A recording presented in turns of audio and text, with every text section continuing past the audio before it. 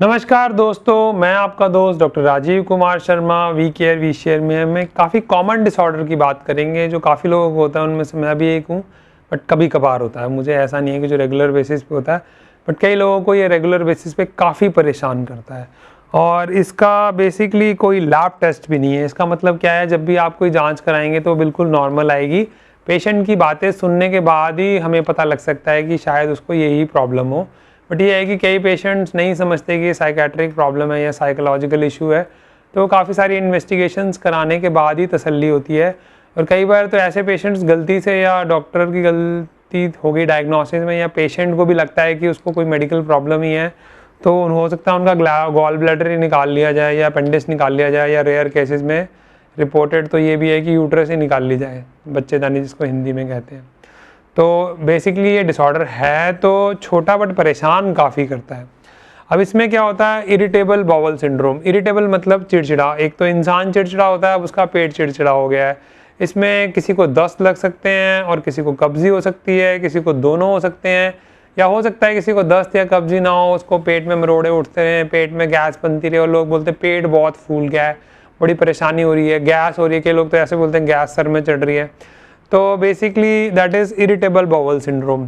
तो एक तो डायरिया हो सकता है, कॉन्स्टिपेशन हो सकती है, दोनों चीज़ें हो सकती हैं। खासकर मैंने मेडिकल टाइम में नोटिस किया था कि जब भी एग्ज़ाम्स होते हैं, बिकॉज इसका एक कारण जो है वो स्ट्रेस भी होता है और एक कारण खाना भी होता है, कुछ को इन्फेक्शन की वजह से भी हो सकता है। तो जैसे स्ट्रेस में क्या होता है, जिन दिनों एग्ज़ाम्स होते हैं या टेंशन बहुत ज़्यादा होती है, या कई लोग ऑफिस में बहुत काम कर रहे हैं, उनका मंथ एंड चल रहा है या क्वार्टर एंड चल रहा है या मार्च का महीना चल रहा है जो अकाउंट्स और सीए वाले हैं, तो ईयर एंड चल रहा है, तो उसमें क्या होता है, टेंशन की वजह से सिंपैथेटिक हाइपर एक्टिविटी हो जाती है। सिंपैथेटिक हाइपर एक्टिविटी सिंपल शब्दों में अगर समझाया जाए तो दिमाग से, नसों से जो है, क्योंकि हम टेंशन ज़्यादा ले रहे हैं, सोच ज़्यादा रहे हैं, तो वहाँ से केमिकल्स भी, जो मैसेजेस हैं वो भी ज़्यादा आ रहे हैं। उसकी वजह से दो चीज़ें होंगी। एक तो होगा हमारी आंतें जो हैं वो ज़्यादा चलने लगेंगी, मतलब जितना अब जैसे कई बोलते हैं पेट में गोला चल रहा है, अब गोला तो चलेगा ही, क्योंकि खाना पचेगा तो खाना जो है यहाँ से पेट होगा, पेट से स्मॉल इंटेस्टाइन में घूमेगा, लार्ज इंटेस्टाइन में जाएगा और यहाँ से फिर पीछे से बाहर आ जाएगा। तो अगर एक्टिविटी की वजह से ऐसा होगा कि मूवमेंट जो है वो बढ़ गई, मतलब जैसे पेट से यहाँ से हुई, यहाँ से नीचे हुई, घूमी, कोलन में आई और कोलन से घूम के बाहर चली गई, तो उनको तो दस्त लग गए। और कई लोग हैं मूवमेंट वहीं होती रही का मतलब ऐसे ऐसे ही मूवमेंट होती रही। अब ऐसे ऐसे मूवमेंट जब होगी और आगे नहीं जा रहा, तो उनको फिर कॉन्स्टिपेशन हो जाएगी। तो उसकी वजह से क्या होगा, गैस बन जाएगी, पेट फूल जाएगा और दर्द होगा, क्योंकि एक लक्षण जो होता है उसका वो दर्द भी होता है। तो बेसिकली जैसा पहले उसको मोशन आता था, मान लीजिए किसी को दिन में एक बार आता था या 2-3 दिन में एक बार आता था, हमारी बुक में तो ये लिखा है हफ्ते में 2 बार आना भी नॉर्मल है और दिन में 1-2 बार आना भी नॉर्मल है। तो सबकी फ्रिक्वेंसी जो है वो डिफरेंट होगी। तो या तो फ्रिक्वेंसी चेंज हो जाएगी, चाहे वो दस्त के रूप में हो, चाहे वो कब्जी के रूप में हो, और कंसिस्टेंसी चेंज हो जाएगी। जैसे जो उनको मोशन आता है वो हार्ड आता है या सॉफ्ट आता है, और कई बार तो पेशेंट बोलते हैं बकरी की तरह उनको जो है मोशन आता है। इसकी वजह से फिर पेन होगी, क्योंकि जैसे मैंने आपको समझाया, अगर एक ही जगह पे मूवमेंट होती रहेगी हाथों में और हाथों की मूवमेंट आगे नहीं जाएगी, तो खाना तो वहीं फंसा हुआ है, तो उसकी वजह से दर्द बहुत होगा। और कई बार क्या होता है, जब पेशेंट बार बार मोशन करने जाता है तो थोड़ी सी उसको मोशन आती है, और उसके बाद क्या होता है, मोशन मतलब लैट्रिन थोड़ी सी आती है, तो उसके बाद क्या होता है कि पेशेंट को ना दर्द थोड़ा कम हो जाता है, क्योंकि जैसे प्रेशर कुकर की सीटी बज गई तो उसका प्रेशर कम हो गया। उसी तरह जब आप मोशन करने गए, आपकी गैस वैस निकली, उसके बाद आपका पेट जो है थोड़ा ठीक हो गया। लेकिन एक इंटरेस्टिंग चीज़ होती है जिसको बोलते हैं फीलिंग ऑफ इनकम्प्लीट इवैक्यूएशन। मज़ा नहीं आया भाई, क्योंकि मज़ा तभी आएगा ना जब पेट साफ होगा। और ज़्यादातर जब भी ज़िंदगी में प्रॉब्लम होती है, लोगों के पेट खराब हो जाते हैं, तो एक्चुअली उसका मतलब है कि बंदे को जो है इरिटेबल बाउल सिंड्रोम हो गया है। तो बेसिकली इसकी कोई लैब इन्वेस्टिगेशन है नहीं, और है ये एकदम इंटरेस्टिंग डिसऑर्डर, और ये खाने की वजह से भी होता है। कुछ चीज़ें ऐसी होती हैं जैसे चाय होगी, कॉफ़ी होगी, सिगरेट होगी, अल्कोहल होगी, चॉकलेट होगी, या कुछ ऐसी चीज़ें हैं जिनसे आपका पेट खराब हो जाता है। जैसे मैं चाय नहीं पी सकता, अगर मैंने चाय पी तो मेरे पेट में गड़गड़ गुड़गुड़ हो जरूर होगी। तो इसलिए डिपेंड करता है कि आपको कौन सी चीज़ें सूट नहीं करती है, तो उनको अवॉइड करें तो अच्छी बात है। बाकी किसी को इन्फेक्शन के बाद हो गया तो चलो कोई बात नहीं, इन्फेक्शन ठीक होगा तो वो चीज़ें सेटल हो जाएंगी, क्योंकि इन्फेक्शन में बॉडी क्या करेगी, कोशिश करेगी।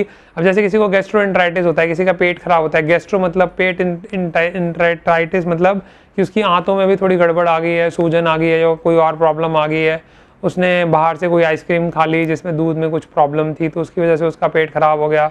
उसने कुछ शादी में कुछ छोले कुलचे खा लिए या कुछ मस्त खा लिया जो साफ हाथों से नहीं बनाया गया था, तो उसका पेट खराब हो गया।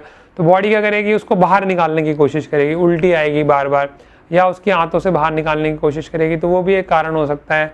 तो जो लोग सेंसिटिव नेचर के होते हैं उनमें मैंने देखा है ये ज़्यादा होता है और उनको बहुत जल्दी होता है।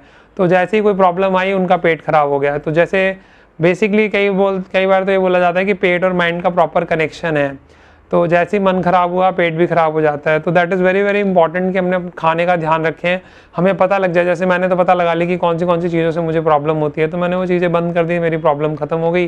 स्ट्रेस तो मैं खैर वैसे ही कम लेता हूँ, बट हाँ एग्ज़ाम के दिनों में मुझे भी इमोशनल डायरिया हो जाता था और काफ़ी लोगों को होता था, कुछ को कब्जी हो जाती है, कुछ को जो है डायरिया हो जाता है। और इसमें काफ़ी लोगों को डिप्रेशन भी होता है, काफ़ी को फाइब्रोमाइल्जिया भी हो सकता है, प्लस ये भी हो सकता है एक सोमेटाइजेशन करके एक डिसऑर्डर होता है, अब उसकी क्लासिफिकेशन थोड़ी चेंज हो गई है, तो ये उसका पार्ट भी हो सकता है कि पेशेंट को दर्द भी है। उसमें बेसिकली 4 लक्षण होते हैं, उसमें दर्द भी होती है, पेट के लक्षण भी होते हैं, सेक्सुअल लक्षण भी होते हैं, टिंगलिंग नमनेस या सूडोनोरोलॉजिकल लक्षण भी होते हैं।